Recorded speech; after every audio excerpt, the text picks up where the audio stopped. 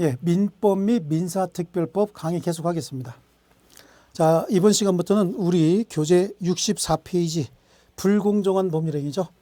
거기에 이제 불공정한 법률행위 도표는 이제 뭐 나중에 우리 공부 다 하시고 난 다음에 나중에 한번 확인해서 어떤 내용이구나라고 하는 거 이해하시기를 하고요. 일단은 불공정한 법률행위 104조는 103조의 예시 규정이다라고 하는 건 금방 했습니다. 당사자의 궁박, 경솔 또는 무경험으로 인하여 현저하게 공정을 잃은 법률행위는 무효로 한다라고 했는데 이것만 가지고는 좀 부족합니다.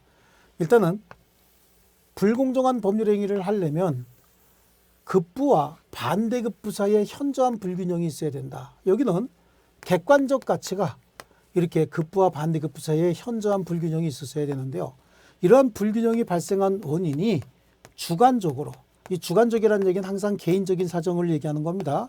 주관적으로 이 피해를 많이 본 사람이 궁박 상태에 있었다든지 아니면 경솔한 상태에 있었다든지 아니면 무경험 상태에 있었어야 한다라고 하는 겁니다. 자, 요거 중에 하나만 있으면 된다는 얘기예요. 다 갖출 필요는 없다는 얘기죠. 여기서 궁박이라고 하는 건 정신적인 것이든 경제적인 것이든 심리적인 것이든 신체적인 것이든 이게 일시적이든 계속적이든 다 어떠한 형태의 궁박이든 포함하겠다라고 하는 거고, 경솔은 보통 사람이 기울일 수 있는 주의를 기울이지 못하는 심리 상태를 얘기합니다. 무경험은 일반적인 사회 경험의 부족을 의미하는 것이지 해당 영역에 있어서 경험 부족을 의미하는 건 아니었다. 자, 그래요. 객관적인 요건과 주관적인 요건이 이런데 우리 판례가 상대방은 그래요. 그러면 상대방에 대한 요건도 우리 판례가 요구하고 있는데 상대방은 판례가 제시하고 있다라고 얘기를 했죠. 뭐가 있어야 된대요? 폭리의 악의가 있어야 된다라고 얘기를 합니다. 여기에 폭리의 악이라고 하는 건 알고 이용하려는 악이다. 뭐를요? 이러한 심리 상태를 알고 이용하려는 악의가 있어야 된다. 이걸 폭리의 악이고, 이 알고 이용하려고 하는 폭리의 악의가 없었다면 불공정한 법률행위는 성립하지 않는데, 이게 불공정한 법률행위가 됐다. 그럼 이것도 반사회적 행위로서 무효다라고 하는 겁니다. 그 무효행위 추인은 인정할 수가 없는데 무효행위 전환은 인정해준 판례가 있습니다. 무효행위의 전환이라고 써야 되겠죠. 전환은 인정해준 판례가 있는데 어디다 적용할 것이냐라고 하는 거예요. 적용 범위를 보시면요. 적용 범위는 유상행위에는 적용한다. 유상행위면 계약에도 적용하고 단독행위에도 적용할 거예요. 그런데 무상행위에는 적용하지 않겠다라고 얘기합니다. 무상행위는 뭐죠? 증여 있죠, 증여. 증여라든지 아니면 기부 이런 데 적용하지 않을 것이고요. 또 경매와 같은 행위 있죠. 경매, 여기에도 적용하지 않겠다는 겁니다. 왜냐하면 이거는 원래 조금 주고 많이 받아야 잘한 경매 아닙니까? 그래서 경매 등에도 적용하지 않을 것이다. 자, 이걸 무효로 주장하려면 무효를 이야기하고 싶은 자가 다 입증해야 되는 거예요. 아무것도 추정되는 게 없습니다. 객관적으로 급부와 반대급부 사이에 현저한 불균형이 있다라고 해서 주관적으로 궁박이나 경솔이나 무경험이 추정되는 것도 아니고 상대방의 폭리의 악의가 인정이 되는 추정되는 것도 아닙니다. 그렇기 때문에 무효를 주장하는 자는 하나도 빠짐없이 모두 다 입증을 해야 된다. 그래서 이렇게 입증하게 되면 무효가 되는데 이때 이게 무효가 됐다라고 하더라도 이쪽은 피해자고 이쪽은 가해자겠죠. 그러니까 이 경우에 불법의 원인은 상대방, 즉 가해자에게만 있는 거야. 수익자라고도 얘기하죠. 그래서 여기는 자기가 급부한 돈이 있으면 급부한 돈에 부당이득 반환을 청구할 수 있지만 이쪽은 반사회적 행위한 사람이잖아요. 그러니까 여기는 여기다가 부당이득 반환 청구할 수 없는 겁니다. 혹시 폭리의 악의자로부터 다시 권리를 취득한 전득자가 있다. 그럼 얘도 무조건 보호되지 않습니다. 왜냐하면 이때는 폭리의 피해자를 보호해야 됩니다. 이 행위가 혹시 대리인에 의해서 이루어졌을 때 궁박은 본인을 기준으로 판단하지만 경솔이나 무경험은 현장에서 일할 때 필요한 거 아닙니까? 그래서 이때는 대리인을 기준으로 판단한다. 그래서 궁본 경무대 이것까지도 같이 알아두실 필요가 있습니다. 법조문 하나가 굉장히 간단하지만 이 내용이 굉장히 많이 들어가 있습니다. 하나씩 보겠습니다. 자, 여기 불공정한 법률행위는 103조 반사회적 행위의 한 유형으로 본다. 그래서 104조 요건을 갖추지 못한 경우라도 103조에 의해서 무효가 되는 경우는 있다. 이 말이 무슨 얘기냐면요. 자, 우리 반사회적 법률행위의 범위를 이 정도로 봐서 103조다라고 한다면 104조는 그 중에 하나다는 얘기예요. 그러니까 반사회적 행위가 적용이 될 때 104조에 적용되지 않는다. 그럼 103조가 될 수도 있는 거 아닙니까? 그래서 103조 반사회적 행위에 의해서 무효가 되는 경우도 있다라고 하는 거고, 객관적인 요건 지금 급부와 반대급 사이의 현저한 불균형 얘기하고 있는 거죠. 이 불균형을 판단하는 시기는 뭐죠? 법률행위 성립 당시를 기준으로 한다라고 하는데, 뭐 대물변제 예약은 뭘 거 없습니다. 우리 시험 범위 아니기 때문에요. 그래서 불균형을 판단하는 시기는 법률행위 성립 당시를 표준으로 한다라고 하는 내용이 나와 있고요. 자, 주관적인 요건으로 궁박, 경솔 또는 무경험이 있어야 된다라고 하는데, 이거 중에 하나만 있으면 된다는 얘기예요. 요거 중에 하나만 있으면 된다. 여기 지금 파묻혔죠. 그래서 궁박은 경제적인 거, 양심, 신체, 심리적인 거 다 포함하고, 그 상태가 계속적이든 일시적이든 다 포함한다. 여기 지금 나와 있습니다. 자, 뭐 그 교통사고 이런 판례는 이제 특별히 요 내용 그냥 그대로 보시면 됩니다. 그 다음에 경솔이라고 하는 건 행위의 결과, 장래에 대해서 보통 사람이 고려할 수 있는 그런 내용을 고려하지 못하는 심리 상태. 여기서 무경험은 중요한 말이 이겁니다. 특정 영역, 해당 거래 영역이 아니라 일반적인 생활체험의 불충분을 얘기한다. 그리고 폭리자는요, 상대방이 피해자에게 위와 같은 사정이 있음을 알고 이용, 여기서 알고 이용, 이거 중요하죠. 알고 이용하려는 의사가 있어야 되고, 대리인의 경우에 궁박은 본인, 그래서 궁본, 경무대, 경솔, 무경험은 대리인을 표준하여 결정을 해야 된다. 자, 이렇게 되면 이게 불공정한 법률행위가 되는데요. 이 궁박, 경솔, 무경험은 모두 구비돼야 되는 것은 아니고 하나만 갖춰도 충분하다. 그래서 여기다 중1 이렇게 놨죠. 하나만 있어도 충분하다. 이거 가끔 저한테 중학교 1학년이 해야 됩니까? 라고 질문하시는 분 계시는데, 아닙니다. 이거 중 하나만 있으면 된다라고 하는 거고. 자, 무경험이라고 하는 건 일반적 생활체험의 부족을 의미한다. 앞에서 했는데 지금 계속해서 반복해서 나오고 있습니다. 네, 제 판례가 지금 얘기하고 있는 거겠죠. 자, 그 다음에요. 누가 입증해야 되느냐 이런 문제 나오죠. 급부와 반대급 사이에 현저한 불균형이 있다라고 해서 아무것도 추정되지 않습니다. 무효를 주장하는 자가 모든 걸 다 입증해야 되는 거예요. 주관적인 요건뿐만 아니라 객관적인 요건, 그 다음에 상대방에 대한 요건 모두 다 입증을 해야 된다라고 하는 거고요. 그래서 불공정한 법률행위가 되면 무효다. 무효를 가지고 이것도 반사회적 행위 중에서 무효 아닙니까? 선의의 제3자에게도 대항할 수 있습니다. 불공정한 법률행위에 기하여 의무를 이행했다. 이행 전이면 이행할 필요 없겠지만 의무를 이행한 경우에 불법의 원인은 상대방에게만, 즉 상대방만 불법의 원인이 있죠. 746조 단서에 의해서 피해자, 이쪽의 피해자는 부당이득 반환 청구할 수 있습니다. 그러나 폭리자는 이행한 것에 반환을 청구할 수 없다. 또 불공정한 법률행위는 반사회적 행위의 일종이기 때문에 추인은 인정하지 않습니다. 그러나 무효행위 전환은 인정된다라고 하는 게 최근의 판례인가요? 최근의 판례가 무효행위 전환은요. 자, 재건축 조합이 이렇게 된 토지를 가지고 있는 재건축 조합이 인근 토지하고 같이 해서 재건축 사업계획 승인을 받았어요.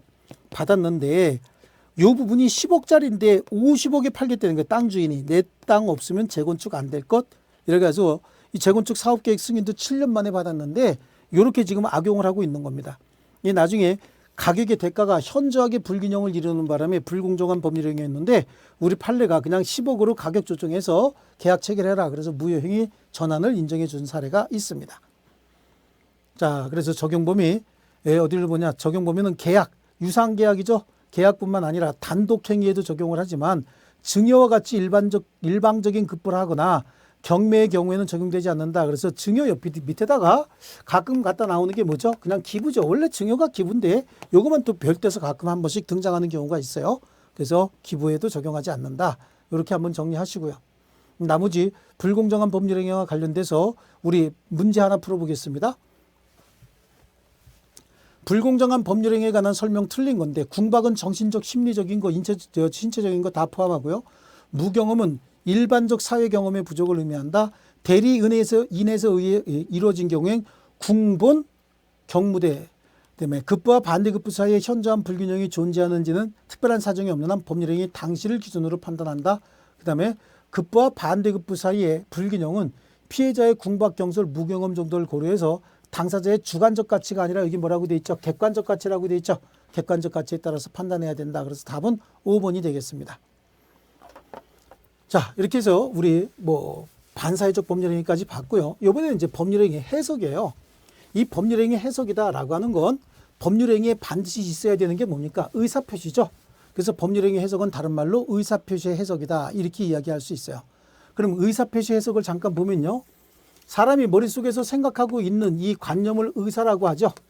이 관념을 의사라고 하는데 의사가 바깥으로 표출되는 걸 표시다 이렇게 얘기를 합니다. 근데 이 의사는 법률행위에 관여하는 의사다 보니까 특별히 이걸 효과의사라고도 또 부르기도 하죠. 이 효과의사는 우리 법학자들이 내심적 효과의사, 진정 마음속으로 바라는 효과의사, 그 다음에 표시상의 효과의사 이렇게 둘로 나눴습니다. 자, 표시상의 효과의사는 표시행위로 바로 연결되는 효과의사로서 표시 내용의 객관적 의미를 살펴보면 표시상의 효과의사는 금방 파악할 수가 있는 거예요. 그런데 내심적 효과의사는 잘 파악이 어려워요. 근데 통상적인 사람들은 내심적 효과의사와 표시상의 효과의사가 같아요. 하지만 내심적 효과의사와 표시상의 효과의사가 언제나 같은 건 아닙니다. 서로 다를 수도 있죠. 자, 내심적 효과의사, 진정 마음속으로 바랬던 사항하고 표시 내용이 같다라고 하면 아무 문제가 생길 게 없죠. 자기가 의도했던 대로 법률행위의 효력이 발생했다. 그런 결과가 될 수 있는 거 아닙니까? 그런데 내심적 효과의사와 표시상의 효과의사가 다르다. 그러면 어떤 걸 중심으로 법률행위를 해석해야 할 것이냐 이런 문제가 생기는데 내심적 효과의사를 중심으로 법률행위 해석하는 걸 자연적 해석이다 이렇게 얘기를 하고요.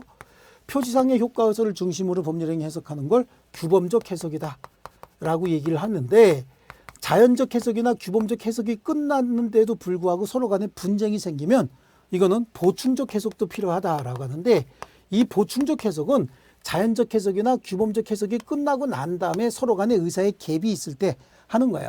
그럼 좀 더 구체적으로 얘기하면 자연적 해석은 표의자 개인적인 생각을 중심으로 법률행위 해석하는 것이라고 볼 수 있고 규범적 해석이다라고 하는 건 표시 내용의 객관적 의미를 읽어봤던 상대방 시각으로 법률행위를 해석하는 거예요. 보충적 해석은 서로 분쟁이 생겼을 때 제3자 판사 시각에 의해서 법률행위를 해석하는데 보충적 해석은 단독행위가 됐든 계약이 됐든 합동행위가 됐든 다 가능하지만 가장 분쟁이 많이 생기는 게 뭡니까? 계약이죠. 두 사람의 의사의 갭이 있을 때. 그래서 보충적 해석은 계약에서 가장 큰 효력을 발생을 하는데 그럼 어떤 법률행위를 자연적 해석을 할 것이고 어떤 법률행위는 규범적 해석에 따를 것이냐라고 하는데 우리 가족법상 법률행위 있죠. 신분행위는 전부 다 자연적 해석이 맞아요. 그런데 재산상 법률행위는 어떻게 해야 됩니까? 규범적 해석에 의하는데 재산상 법률행위를 규범적 해석에 따른다라고 하는 이유는 재산행위는요. 전부 다 이익 추구를 위해서 하는 행위고 그렇죠? 머릿속에 있는 꿍꿍이는 다 뭡니까? 이익의 극대화 아닙니까? 그러니까 전부 다 이익을 누리려고 하다가 보니까 잘못 표시해서 손해가 나는 경우도 있는데 그때 내가 잘못 표시해서 내 의도와는 다른 표시가 돼서 손해가 생겼습니다. 그럼 내 개인적인 의사에 따라서 그냥 취소하겠습니다. 이럴 수는 없다는 거예요. 그래서 자연적 해석은 표의자 개인적 의사에 따라서 하는 거기 때문에 가족법상 법률행위 신분행위 같은 경우는 뭐라고 표시가 됐든 당사자의 개인적인 의사가 가장 중요한 거거든요. 그러다 보니까 신분행위는 철저하게 자연적 해석에 의하고 재산행위는 대체적으로 규범적 해석에 의하지만 재산상 법률행위지만 상대방 보호 필요가 없는 경우 있어요. 그래서 상대방 없는 단독행위 있죠. 상대방 없는 단독행위는 표의자만 있고 상대방은 존재하지 않습니다. 또 의사와 표시의 불일치 사실을 재산행위지만 상대방이 알았거나 알 수 있었을 때 그 다음에 오표시 무해의 원칙이라고 하는 게 있습니다. 잘못된 표시는 법률행위에 영향을 미치지 않는다라고 해서 오표시 무해의 원칙 이런 때는 자연적 해석에 의한다. 그래서 신상 RO 이렇게 그냥 암기하시면 될 것 같아요. 신분행위, 재산상 법률행위 중에도 상대방 없는 단독행위나 의사와 표시의 불일치를 상대방이 알았거나 알 수 있었을 때 오표시 무해의 원칙 등은 자연적 해석에 따른다라고 해서요. 자, 우리 책에 가서 보면은 지금 몇 페이지일까요? 불공정한 법률행위 끝났고 68페이지입니다. 이 법률행위 해석이다라고 하는 건 결국은 의사표시의 해석이다 이렇게 나오고 있죠. 그래서 법률행위 해석은 말 그대로 의사표시의 해석이다. 의사표시 해석이라고 할 수 있다. 그래서 법률행위 성립과 유효 여부를 판단함에 있어서 중요한 사항이다 이런 얘기를 하고 있고요. 해석이 필요한 거 이건 그냥 읽어보시면 되고요. 해석 방법, 법률행위 해석 방법은 여기서 있는 내용 요거 가지고 하겠습니다. 그래서 자연적 해석하고 규범적 해석이 먼저 나오는데 규범적 해석이 먼저 나오고 있죠.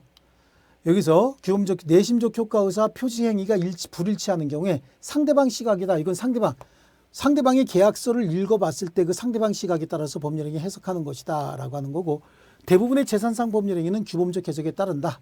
그래서 그 옆에다가 규범적 해석은 대부분의 재산상 법률행위 이렇게 그냥 보시면 되겠습니다. 그래 판례들 한번 보시면요. 법률행위 해석은 당사자가 표시행위에 부여한 객관적 의미를 명확하게 확정하는 것이다 라고 하는 거고요. 그러다 보니까 표시 내용이 뭐라고 했느냐에 따라서 법률 결과가 달라진다 그런 얘기인데, 우리 총완결이라고 하는 문헌이 부기된 영수증에 있어서 자 이런 말로 나오면 굉장히 어려운데요. 빌려준 돈은 100만 원인데 채무자가 50만 원을 갖고 와가지고 이거 먼저 갚고 내가 회사에 들어가갖고 다시 50만 원 송금해 줄 테니까 100만 원짜리 영수증을 좀 끊어주시오 라고 해서 요구대로 100만 원짜리 끊어줬으면 될 텐데, 채권자가 영 찝찝하고 뭔가 기분이 안 좋으니까 그냥 100만 원 이렇게 써준 게 아니라 총완결 이렇게 쓴 거예요. 총완결 시켜달라는 게 아니라 100만 원짜리 영수증을 달라고 했는데 총완결이라고 하는 문헌을 붙였다라고 하는 거예요. 그렇다고 한다면 총완결이라고 한다는 건 뭐죠? 뭐 그렇게 작성하지 않으면 돈을 주지 않겠다고 하기에 당시 궁박한 사정에 비춰 돈 받기 위해서 거짓 기장한 것이라는 이유만으로 총완결이라는 의사표시가 당연무효라고 할 수는 없다. 뭔 얘기하고 있는 거야? 그러니까 총완결이라고 했으면 나머지 채무는 어떻게 됐다는 얘기죠? 나머지는 탕감한 것이다 라고 하는 거예요. 나머지 채무는 탕감한 것이다. 결론이 이겁니다. 총완결의 의사표시가 당연무효라 할 수 없다. 그럼 뭐 어떡하라는 얘기예요? 그러니까 나머지는 어떻게 했다? 탕감한 것이다. 그러니까 더 받을 수 없다는 얘기예요.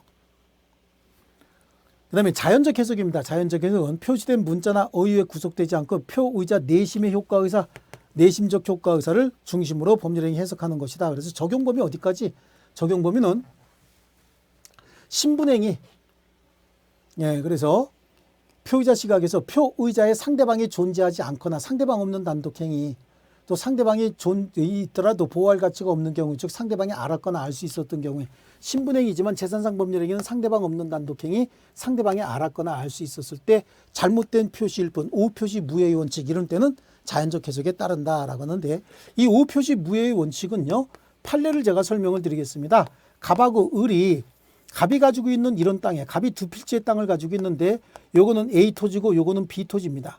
둘이 매매하기로 합의한 땅은 이 땅인 거고 실제로 을에게 인도한 땅도 이 땅인데 얘네들은 착각에 의해서 이게 B 토지인 줄 알고 있는 거예요. 자, 그래서 얘네끼리 합의했다. 매매의 합의는 뭐라고 했느냐? A 토지로 합의했어요. 그런데 계약서의 표시는 뭐라고 한 거죠? B라고 표시했다. 그리고 매매 목적물의 인도도 A에 대해서 인도를 했습니다. 그러니까 A에 대한 매매 계약 이거 자체는 완전히 유효입니다. 여기는 서로 간에 착오도 존재하지 않습니다. 착오를 이유로 취소도 할 수 없는 거예요. 완전한 유효입니다. 취소도 할 수 없어요. B 토지에 대해서는 매매 계약이 없었는데 표시가 그렇게 됐으니까 표시 내용은 무효죠. 그리고 B에 의해서 이루어진 소유권 이전 등기, 이 등기도 무효를 기초로 하고 있으니까 당연히 무효입니다. 그럼 법률관계 이제 정해놨고요. 그렇다고 한다면 쌍방은 어떤 조치를 취할 수 있느냐라고 하는데요. 갑은 유효인 계약에 기초해서 을은 유효인 계약에 기초해서 A 토지에 대한 소유권 이전 등기 청구를 갑에게 할 수 있습니다. 갑은요, B 토지는 판 적이 없는데 B 토지에 대해서 팔았다. 그리고 이 등기는 무효니까 여기다가 무효 등기 말소를 청구할 수 있다. 무효 등기 말소 청구할 수 있다. 무말청 이렇게 쓰는 겁니다. 무효 등기 말소를 청구할 수 있다. 예, 법률행위 표시만 잘못됐을 뿐 당사자가 의도했던 대로 법률 효과가 발생한다. 그런 의미가 들어가 있습니다. 그래서 거기 법률행위 해석이다라고 하는데 뭐 해석이 필요한 이유는 법률행위 내용을 확실히 하기 위한 것이다. 그래서 규범적 해석까지 받고 여기 이제 우리 오표시 무효의 원칙 보시죠. 표시만 잘못됐을 뿐 법률행위에 해를 끼치지 않는 원칙이다. 그런 뜻이잖아요. 그래서 이제 보시면 부동산 매매 계약에서 당사자 쌍방이 특정의 갑 토지를 우린 여기는 A라고 했잖아요. 그럼 여기다가도 이제 우리는 관념을 A 토지로 생각을 하고 그걸 예, 보시면 되죠.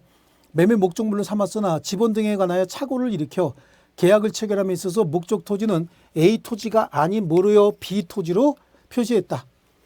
이때 A 토지에 관하여 매매 목적물로 한다는 당사자 쌍방의 의사의 합치가 있었고 거기에는 아무도 이의를 제기할 수 없어요. 그래서 A 토지에 관해서 매매 계약이 성립한 것으로 보고 B 토지에 관해서는 매매 계약이 성립되지 않았다. 만약에 B 토지에 대해서 위 매매 계약을 원인으로 하여 매수인 명의로 소유권 이전 등기가 격려되었다면 이는 원인 없이 격려된 것으로서 무효다라고 하는 거죠. 그래서 똑같은 내용의 판례가 지금 밑에 나오고 있습니다. 그냥 판례를 위에다가 표시했으면 좋을 텐데 이제 그렇게 되고 있네요.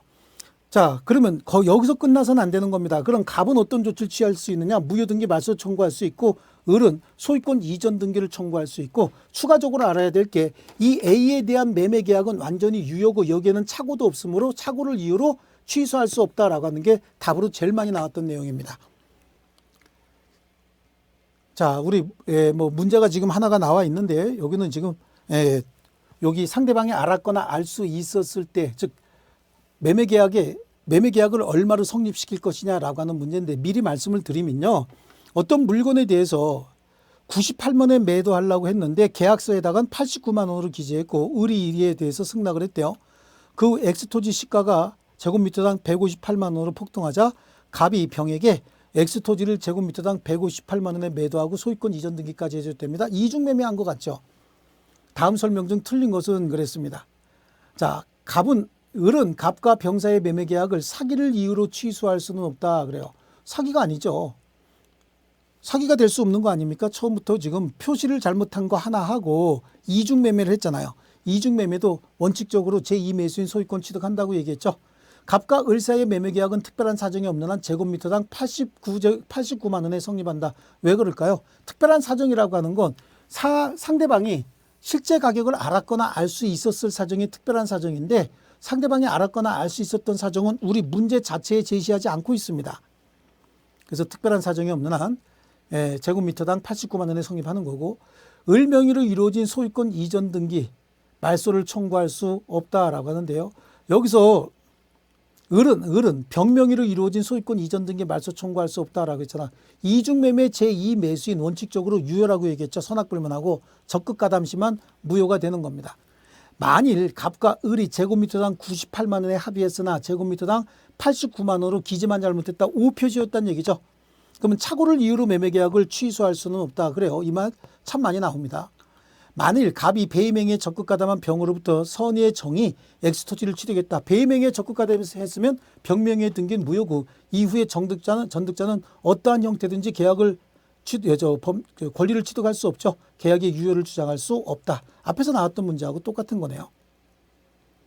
자, 그 다음에 나오는 게 이제 보충적 해석이에요. 자연적 해석과 규범적 해석에 의해서 법률행위 성립이 확정되고 난 이후에 서로 간에 분쟁이 생겼다. 흠결이 있는 경우에 이를 제3자 시각에서 해석하는 것이다. 그러면 제3자 누구냐는 얘기죠. 판사 시각에서 해석하는 것이다 라고 하는 거고요. 자, 그 다음에 법률행위 해석을 받고 나머지 그냥 읽어보셔도 됩니다. 제가 하얀색으로 표시해 준 내용만 정확히 보셔도 여러분 합격 점수 받는데 전혀 지장이 없습니다. 자, 법률행위 해석의 기준이다 라고 하는데 해석의 기준은 요거 순서 아셔야 됩니다. 그래서 그렇죠? 관습, 여기 이제 관습인데 사실인 관습이라고 해야 됩니다. 여기다가 사실인 관습이다 이렇게 좀 해놓습니다. 그래서 사, 임, 신 순서다라고 하는 거예요. 당사자가 의도했던 목적이 제1차적 해석 기준이 되고 이게 없으면 사실인 관습, 이게 없으면 임의 규정, 그 다음에 최종적으로 신의성실의 원칙에 의해서 법률행위는 해석해야 된다라고 하는 거죠. 이게 해석 기준이고 이건 순서가 굉장히 중요합니다.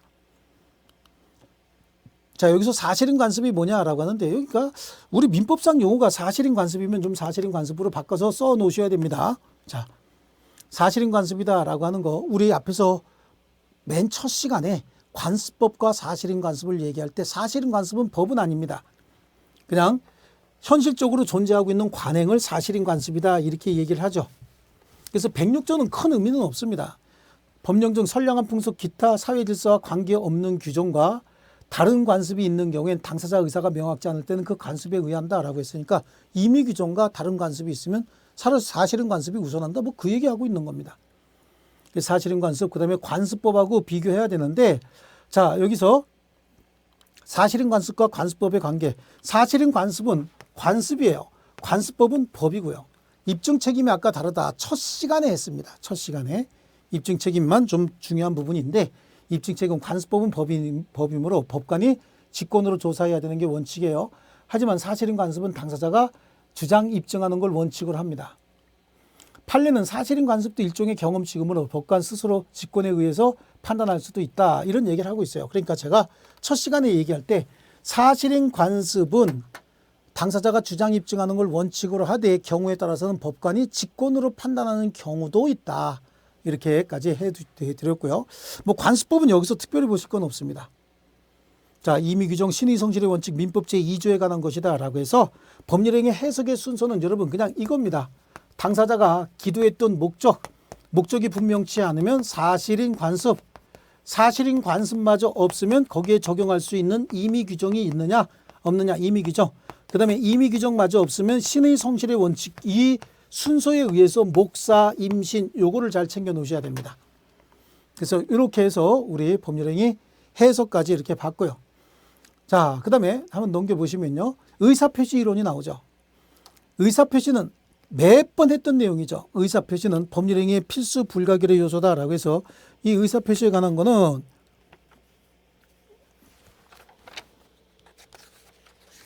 우리 교재 75페이지에 있는 내용이죠. 의사표시요. 의사표시는 법률행위의 필수 불가결의 요소다라고 하는 거. 이거 한두 번 본 게 아니죠. 그래서 법률행위의 가장 중요한 요소다. 의사표시의 구성요소라고 해서 우리 앞에서 내심적 효과의사, 표시상의 효과의사, 표시행위 이렇게 구성이 되어 있다라고 얘기를 했어요. 그래서 이것도 이론적인 겁니다. 전혀 안 보셔도 관계없습니다. 의사표시 방식은 묵시적인 의사표시도 있고 명시적인 의사표시도 있는데 우리 법률행위는 분류식 행위니까 명시적으로 묵시적으로 다 가능한 겁니다. 자, 이거 넘어가셔도 전혀 관계없습니다. 자, 의사표시에 관한 이론에 의사주의는 뭐냐? 의사표시는 내심적 효과 의사를 의사표시의 본체로 본다. 아까 그랬을 때 내심적 효과 의사 그걸 의사표시의 가장 중요한 본체로 보는 걸 의사주의. 표시주의는 표시 내용의 객관적 의미를 의사표시의 본체로 본다. 이걸 표시주의 이렇게 얘기를 합니다. 그럼 우리 민법은 어떤 태도를 취하고 있느냐라고 하는 거죠.